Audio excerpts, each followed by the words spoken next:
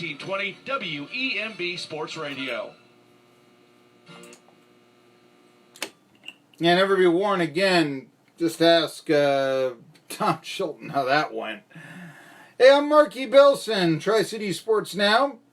And actually asked the old Montreal Expos, who had their numbers unretired, and when the team moved to Washington. So to tell you the truth, I've always thought that's kind of a best thing to do, kind of a clean break, you know. I mean, because what does any Washington Nationals fan care about Gary Carter? Or, you know, I don't know, Mac Jones, or so that's way, way back. That was, anyway. What do they care, you know? Really? So,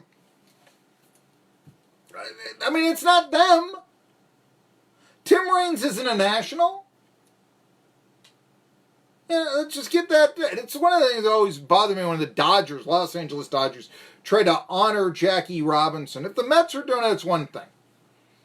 Because he was a New York National League ball player. He was a Brooklyn ball player, but that's in New York. Okay, this is the best we can do, thanks to the travesty of franchise relocation. I'm Marky Billson, by the way, Tri-City Sports Now. 1420 WEMB Sports Radio. The most followed radio station of a sports format in the Tri-Cities market now. On Facebook. There you go. So we invite you to like us on Facebook so that you can watch Tri-City Sports Now whenever you like. In podcast form. There you go. Anyway, Jeremy Pruitt is doing some of the media rounds, the head coach of the Tennessee Volunteers football team. He was on in Birmingham, WJOX. It's called the Three-Man Front yesterday morning. And I'll tell you what, some of these, you know, questions that he gets are total softballs. Like asking about the Women's World Cup winning 13-0 against Thailand, the American team.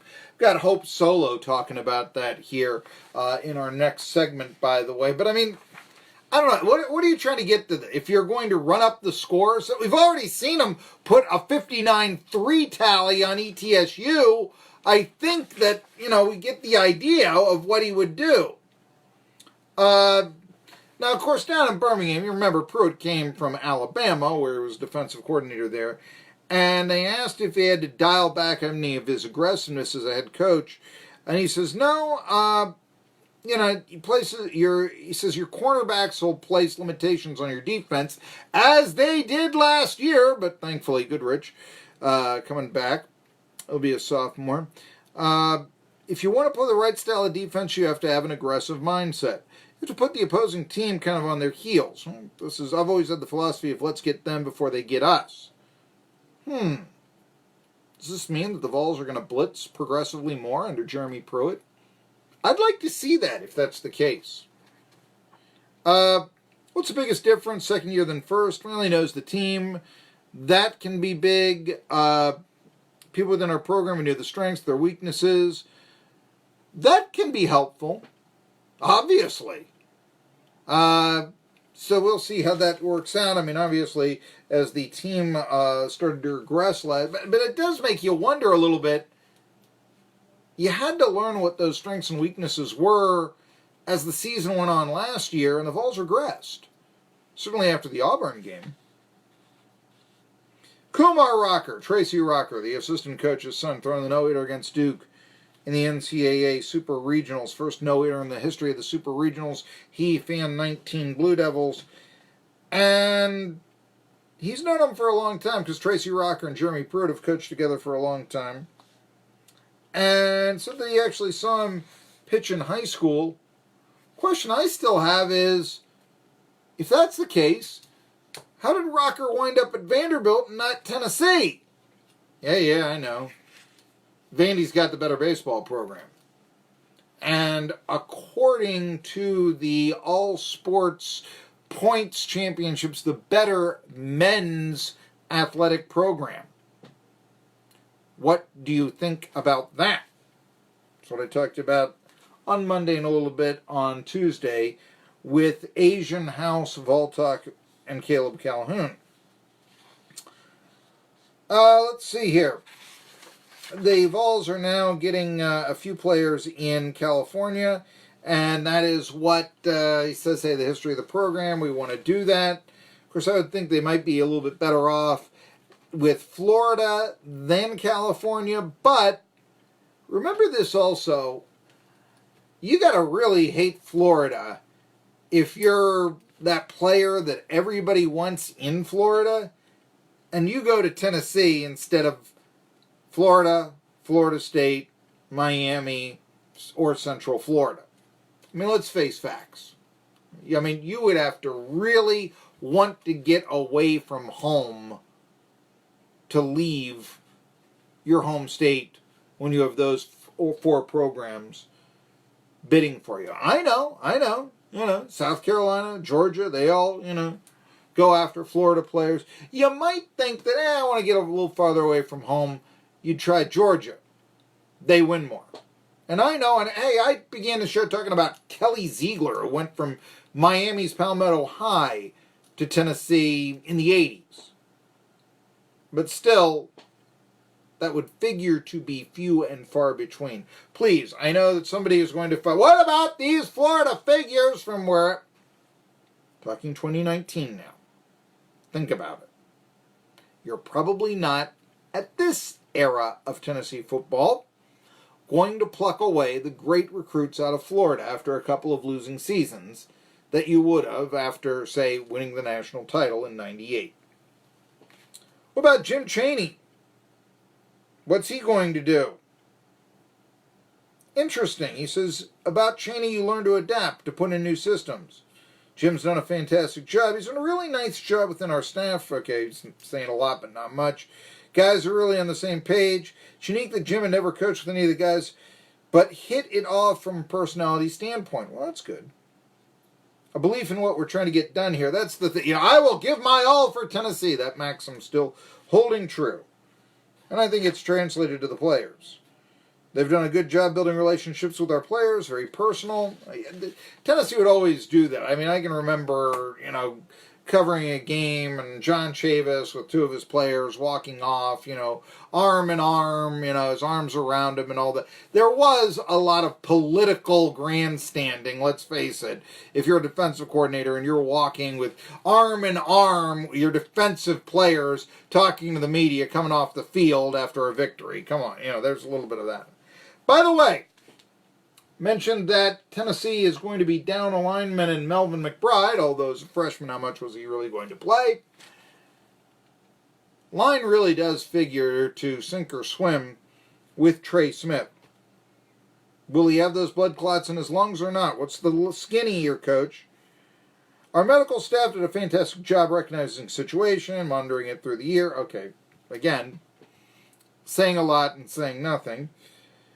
He had a really good plan at one point, decided it was his best interest to shut him down. Trey's done absolutely everything in the offseason, probably in the best shape of his life. Very interesting there. He is down to 321 after coming to Tennessee at 360. The only thing he doesn't do in practice is have contact. That goes along with the medicine he's taking.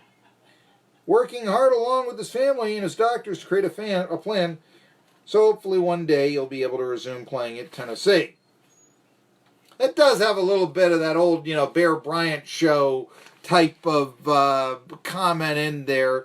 You can discuss if there's anything wrong with it or not, but I'm talking back in the days, and I know that this, by some chance you lived in Alabama during the Bear Bryant era. Supposedly the Bear Bryant show would preempt the 4 o'clock NFL game, and they'd pour out a, bag of Golden Flake potato chips, and Bear Bryant would drink soda pop and, say things like, that was a good tackle by, and, his mom and dad did a great job raising him so he could play for the Crimson Tide. Clemson Tide now, maybe, now that Dabo Sweeney is at Clemson, but okay, you get the idea. Anyway, but doesn't that sound a lot like he's working hard along with his family and doctors to create a plan for Trey Smith to hopefully one day resume playing at Tennessee. It's a little bit along the same line. So, all right, Trey Smith is working out, but he's not having contact. Under the circumstances, I guess that's a little bit of a positive. New offensive coordinator is really getting along well. I'll just wait and see what happens there. Darn right, we're going to recruit California. We always have. Actually, you know what? I think Pruitt's saying a lot more than I ever thought he would. The only thing that scares you, it's our second year. We know the strengths and weaknesses of the players. As time went by last season, it seemed, considering the way the Vols played, that you knew less and less.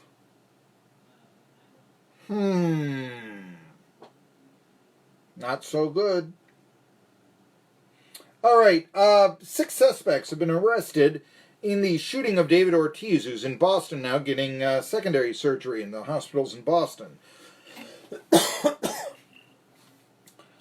An alleged gunman and 5 accomplices have been detained in the shooting of Ortiz, the former Boston Red Sox star.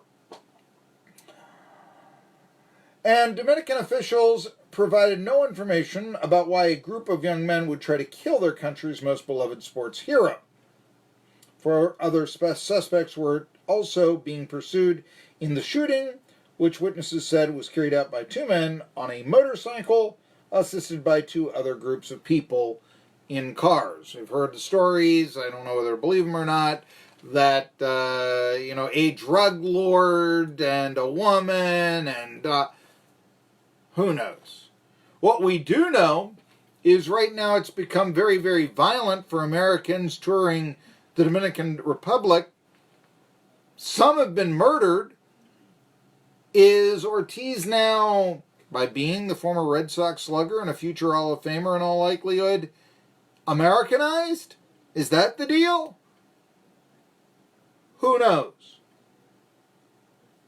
All I do know is that if I was thinking of taking a vacation to the Dominican Republic before, right now, I'm not. Maybe it has a little to do with Ortiz, but it has a lot to do with the Dominican officials. You see this when asked about all the violence against Americans, saying, well, many Americans indulge here and they lose some of their senses. So you have too much to eat at the buffet, 1 too many at the bar, you're getting killed in the Dominican? Stay away. Happy Box Meal features